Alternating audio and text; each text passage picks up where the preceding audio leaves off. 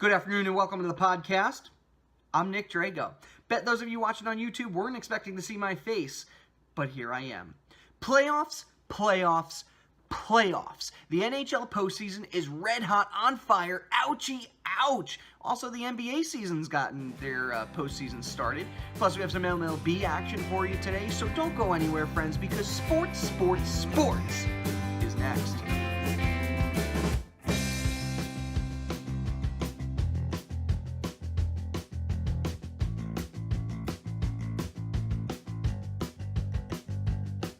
Welcome one and all to the Sports podcast. For friends returning to listen, we missed you. And for new fans ready to find out what we're all about, welcome. Obviously, YouTube subscribers will notice something a little different today, as we have a video to add with our program. So for those listening on iTunes and Soundcloud, that's perfectly fine. You just won't get to see my big round head. I also must apologize for the tardiness of today's episode. With the new video capabilities, we had to postpone last night. So the goal of my program here is to provide you with sports news and not sports opinion. We're all about the facts and less about the jibby-jabby. Starting off the show, we're going to discuss what's happening in the NHL as all 8 playoff series are looking wild. These 16 teams have been fighting all year for a chance at eternal glory, but only one of them can bring home the cup. First off is the Snowbird series between the Lightning and Devils. Tampa jumped off to a nice lead in Game 1, taking home the victory 5-3. This was all about matchups. Tampa's second line looked good, and the Devils had no idea where to play their own star Taylor Hall, who skated on 3 different lines. Now, Game 2 on Saturday wasn't much different. In fact, the end result was exactly the same. New Jersey allowed 4 goals in the second period, and once one of those 4 goals came off the stick of Sami Vatanen, which should confuse you as he plays for the Devils. That's right, the poor guy scored on his own net, a small indication of the trouble that this team is in. Game 3 is occurring tonight. The winner of that series will go on to play the winner of the original 6 series between the Bruins and Maple Leafs. Now, the Bruins scored 5 minutes into the first game on a power play, and then added 2 other 5-on-4 goals after that. They won 5-1. Leaves, you guys have to stay out of the box. Game 2 on Saturday was another high-scoring affair. Now, the Leafs did manage to get 3 goals, but it didn't matter, as the Bruins scored 7. 3 of which came off the stick of David Pastrnak, who tallied 6 points in the contest, and these 2 return to NHL action. That's tonight, actually.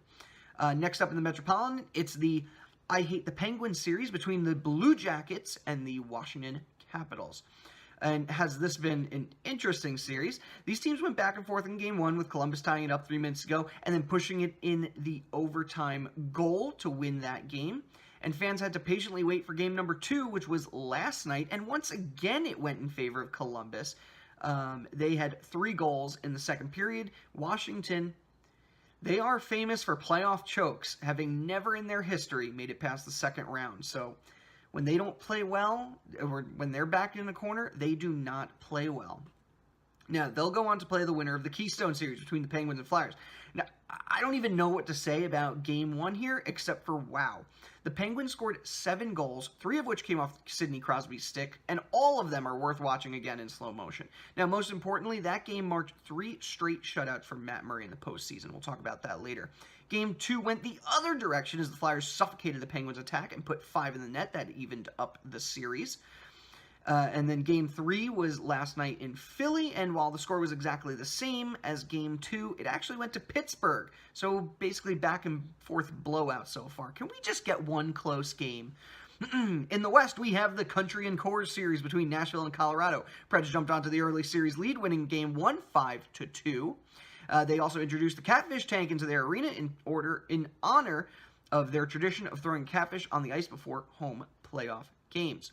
Game 2 was a valiant effort by Colorado, who scored with 35.8 seconds left to come within 1 after Nashville's empty netter. However, Nashville's superior attack showed in this game, and they took the 2-0 series lead. Then we have the Snowbomb series between the Jets and the Wild. Now, Game 1 was exciting. It was scoreless in the first period. Not really what fans of the Jets would come to expect from the number 2 goal-scoring team this season. But Mark Scheifele, he scored in the second, and the Wild eventually tied it up at 2, but Jets came out on top late in the third, And game 2 was a third period implosion for Minnesota. Jets won that one 4-1, but at the very end of the game, they were so excited to win that they got drawn into an all-out, full-line brawl, culminating with Minnesota's Dave Winnick delivering a myriad of punches to Brandon Tanev. Now, no doubt that fired up the Wild for Game 3, where they went off and scored 6 goals. So Game 4 is tomorrow, and that should be a fun one. And we can't forget about the Bright Lights and Big Dreams series, the LA Kings, and of course, Vegas, baby. Vegas has had a bizarre on-ice performance before the game. Seriously, I would check out that little show that they did before Game 1. Fleury looked good, though, shutting out the Kings 1-0. Second game was just as close. In fact, they end up going into double overtime. It was Eric Holla who had the distinction of lifting the team to victory with his overtime winner. Vegas then took a 3-0 lead after scoring 3 unanswered goals in the third period. That was in last night's affair.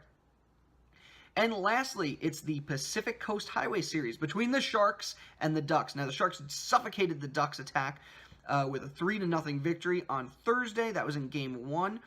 They held Anaheim to 25 shots on goal, but more importantly, the Ducks had 7 penalties. Ouch. Sharks would go on to score 3 goals again in the next game, winning that one 3-2. And then the Ducks, they'll really have to regroup and fly together tonight if they want to claim victory as the series shifts down from the Bay to good old LA. Okay, let's get to our first commercial break. We have a lot to discuss when you get back, including the NBA playoffs. We'll recap all the top MLB action from the weekend, and we're all about hype here, so why not get you excited for the NFL Draft, which is a mere 2 weeks away. No worries, friends. Sports is locked and loaded for another block.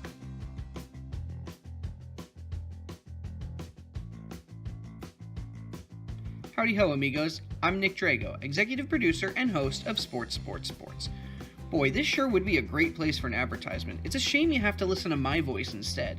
If you have some kind of advertisement you want on the air, contact me directly at sports3xpodcast@gmail.com. I'm sure you've heard me say this before, but it's true. We will literally include whatever you want on the air within reason. And since we don't have a large number of subscribers, I'm willing to do it for free. So remember, that email again is sports3xpodcast@gmail.com. Contact us for more info, and let's get back to the show.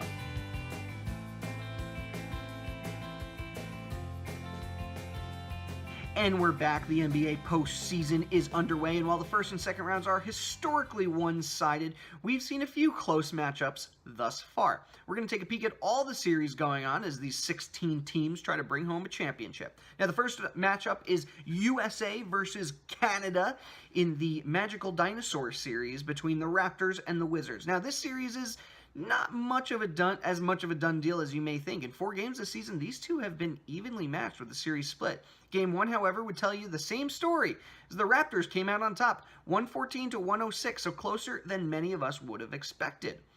This wound up being the first time in Toronto's last 10 series that they took home Game 1. Sergei Ibaka shined in the game with a double-double, although he was hit square in the giblets by a ball, so maybe not a perfect day for him. Game 2 will be on Tuesday. Celtics-Bucks, that's another matchup I like to see. Now, I've dubbed this the Who Wears It Best series between the two green-clad teams. Bucks fired head coach Jason Kidd midway through the season, but despite their early struggles, this team put together a decent year and took 2 wins from the Celtics, actually, during the season. Now, the most recent was actually last week. So Game 1 was a nail-biter. They went into overtime. Celtics won at 113-107. No thanks to Boston's bench. The injuries really showed for them. But good news on the horizon. Marcus Smart is likely on his way back soon. This group, though, they're going to need to do more if they plan to compete. Now, the 76ers this year finally saw the process take shape as they rode on the coattails of Ben Simmons and Joel Embiid into the playoffs. They played Miami in a late game. That was Saturday night. This is the Civil War series, North versus South. Yet another season split at 2-2. Now, Philly looked really good in the first game.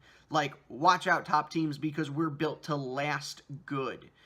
They won 130-103. Now, you can't expect that type of success every game. But if J.J. Redick, Bellinelli, and Saric combine for 73 points every game, I think you're set. Now, just wait until Embiid returns from his injury, and you have a real powerhouse squad.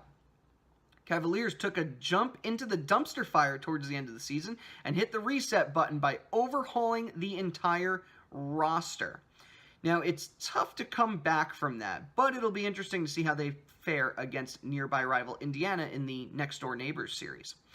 Where do I start with this game? Well, LeBron was the only starter to hit double digits in points at 24. Kevin Love had 17 rebounds, but beyond that, they did a whole lot of nothing to stop Victor Oladipo, who dropped 32. Pacers win 98-80. Next up, we have the Rockets Timberwolves. Now, this is not an even matchup at all. Houston has been the most dominant team in the league all season, and they have their sights on Golden State in the conference finals. Until that point, though, they're going to have to step up against the likes of Minnesota, who played the Nuggets on the last day of the season to get this last playoff spot. Now, with young stars like Karl Anthony Towns, Jimmy Butler, Andrew Wiggins leading the charge, I would keep an eye on these guys as they start to get a taste for playoffs. And be prepared for them in the future. Now, game one last night, Minnesota really pushed Houston to their limits. The final score was 104-101. James Harden, though, this guy dropped 44 points on the Timberwolves. You just can't contain him. Now, this next series really was not supposed to happen this early, hence the title of the Early Bird Special Series. The Spurs, they had an off year this season and wound up drawing the Warriors in the first round. Now, this team in Golden State has taken the conference for 3 straight seasons and is looking to win their second championship in 3 years. Game 1 wasn't great for the Spurs. In fact, as head coach Greg Popovich put it, they were deer in the headlights. Warriors won 113-92. Now, keep this in mind. This is all without their top player, Steph Curry. So, I guess Golden State just has to rely on some other star power, like Kevin Durant, like Klay Thompson, or maybe Draymond Green. Game 2 is on Monday. Of course, I'm joking. All 3 of those players are fantastic. The Trailblazers and the Pelicans play in the weird name series. Seriously, I can't still take a name like the Pelicans seriously. The Pelicans did get off to a hot end of the season. They won their last 5 games, while Portland dropped 4 straight and then took home a win in the final game of the season. Probably the best game of the weekend, though. This one ended up with a score of 97-95. Anthony Davis wins his first ever playoff game, and the Pelicans win their first since 2011. Davis stole the show with 35 points, 14 rebounds. Game 2, that'll be on Tuesday. And last but not least, it's the noisy series between the Thunder and the Jazz. OKC reloaded in the offseason, bringing in Carmelo Anthony and Paul George to complement their franchise superstar, Russell Westbrook. This team didn't fully live up to their expectations. They didn't really look great, but at times they looked amazing. And they actually barely made it as the 4th seed, so that's where they ended up in the standings. Utah, meanwhile, is desperate for playoff victory and hasn't really fared particularly well versus OKC. They lost 3 games to them back in December. And OKC ended up taking game 1, 116-108, with 36 points coming off of Paul George. All right. Enough about putting an orange ball in a hoop on a big pole. We're going to take a power break and return with baseball action. Also, who should the Raiders root for in the NHL? Oh, and how could I forget our athlete of the week? Sports. We'll be right back at you.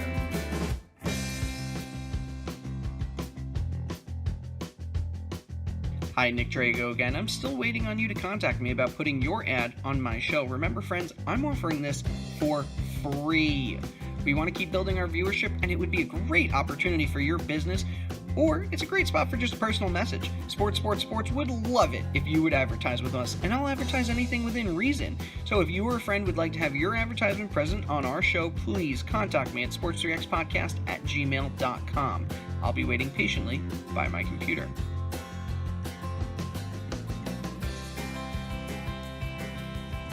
Interesting weekend for baseball. A lot of games actually didn't happen because of the weather, but don't fret, a few teams did get to celebrate Jackie Robinson Day yesterday. So that Boston team, starting in the East, they made the Orioles look foolish in 3 of 3, with today's game being postponed. The Blue Jays won versus the Indians in their 1 game, the other 2 being rained out. Yankees started to pick up steam versus the Tigers, winning Friday, but then their other 2 games were canceled due to the weather. Rays and Phillies in interleague play. Phils pulled out the brooms and took all 3. Twins and White Sox had 3 of their 4 games postponed, but the Twins did win on Thursday. Angels beat the Royals 2-3 in another rainout. Astros lose the all-Texas matchup with the Rangers winning 2 of 3. Mariners and A's has been all Seattle, winning 2 of the 3. And for the West, the Mets continue to look good against the Brewers. They also won 2 of their 3 games. Cubs managed to outlast the Braves in a 14-10 matchup on Saturday. Nationals got rocked 3 of 4. They lost 3 of 4 versus Colorado. Pirates looked subpar, but beat the Marlins in 2. Cardinals and Reds in a series that would drive an angry bull wild. The Cards won all 4, completing the sweep. Diamondbacks fought hard versus the Dodgers, winning 2 of 3. And the Giants and Padres, well, it was all San Diego, especially the 10-1 beating last night. Now, American League standings look like this. For the East, that Boston team is 13-2. Blue Jays 9-5. Yankees are 7-7. Orioles 5-11. And the Rays are a measly 3-12. In the Central, the Twins are 7-4. Indians 8-6, only a half game back. White Sox are 4-8. Detroit 4-9. Royals 3-10. Finally, in the West, it's all LA as the Angels are up 13-3. Astros 10-6. 10-6. Mariners 8-5. A's are 6-10. And lastly, the Rangers at 6-11. Onto the NL, the Mets are riding high at 12-2. Phillies are 9-5. What, really? The Braves are at 8-6. Nationals at 7-3. Marlins end up at 4-11. In the Central, the Pirates are 11-4. Cards at 9-7. Cubs at 7-7. Brewers at 8-8. And the Reds are at 2-13. And for the West, it's the Diamondbacks in their territory as they're up 11-4. Rockies in second at 9-8. Padres in third, 7-10. Giants at 6-9. And the measly Dodgers, what are they doing? They're at 5-9 in last place. Well, they still got time left. All right, so we are less than 2 weeks away from the NFL draft, and this should be a particularly exciting affair loaded with impact players that can help their teams win immediately. Now, all eyes have been on Cleveland and both New York clubs as they hold the top 4 picks. Along with 5 quality quarterbacks and 1 superb running back, Mr. Saquon Barkley. The draft is going to begin April 26th at 8 p.m. with the first round. Second and third rounds on April 27th, and then rounds 4 through 7 on the 28th. Things to expect from the draft include boredom after the first round, lots of boos towards Commissioner Roger Goodell, and a boatload of sports analysts whose expert opinions are absolutely incorrect. Should be a fun night. Meanwhile, in Oakland, the Raiders made a statement by wishing good luck to the Las Vegas Golden Knights as they begin their quest for Lord Stanley and his magical cup. This upset many fans of the Bay Area, including Raiders followers, as the San Jose Sharks are division rivals and the only hockey team in that Oakland, San Jose area. Now, the Raiders, they'll be moving to Las Vegas after next season, so it makes sense that they want to all alienate some of the most loyal fans in the league. That, of course, was a joke. I'm sure the Raiders' social media guy or gal lost a lot of sleep over this kerfuffle. Guys, you're still in the Bay Area. Root for the Sharks. And, of course, how could we not talk about the New York Knickerbockers? The dumpster fire rages on as they fired head coach Jeff Hornacek after 2 seasons and only 60 wins. Now, this opens the door for them to start fresh. Current candidates include David Fitzdale from the Grizzlies, whom they contacted about the opportunity before the actual firing. Jerry Stackhouse, who's been coaching the Toronto 905s in the G League for the last 2 seasons. Mark Jackson, he's a fan favorite growing up in New York and playing for St. John's in college before he was drafted by the Knicks in 1987. And Jeff Van Gundy, who Knicks fans will remember from the late 90s as the coach that led them to 6 consecutive playoffs, including a trip to the NBA Finals. Since he left the team, they've only won 1 single playoff series. Now, other candidates who have come up include Patrick Ewing, Meta World Peach, Jason Kidd, David Blatt, Monty Williams, and Mike Woodson. So, this week's Athlete of the Week is none other than Matt Murray of the Pittsburgh Penguins. Now, I don't know about you, but I don't know many who have won the Stanley Cup twice at the age of 22 years old. Way to make me feel sad for being old. Here he is a year later looking to accomplish that feat for a 3rd straight season. Now, Murray was born in Thunder Bay, Ontario. The Penguins selected him in the 3rd round of the NHL draft in 2012. He then bounced around their minor league system until he was called up in late February of 2016 to start the final 9 games of the season. That was after an injury to goaltender Marc-Andre Fleury. Murray has been leading this team ever since, and while he has divided the fan base in Pittsburgh, young Matthew has done more than enough to prove himself. He's won 2 cups. He just broke a franchise record for most consecutive minutes in the playoffs, and is the first to have 3 straight shutouts since Ilya Berzkelov in 2007, I believe, but you might have to look that one up because I'm calling it off the top of my head. And of course, what would this podcast be without sharing its lovely mail? Now, this week was sort of a light week in terms of fan response. Even our super fan, the young gun Jamie Grum, took the week off from commenting about us on social media, but that's okay. He's busy with school, and he's looking to buy a house for his family, so we'll let it slide this time around. Now, I did get some comments yesterday after we had to postpone our current podcast, the one you're listening to right now.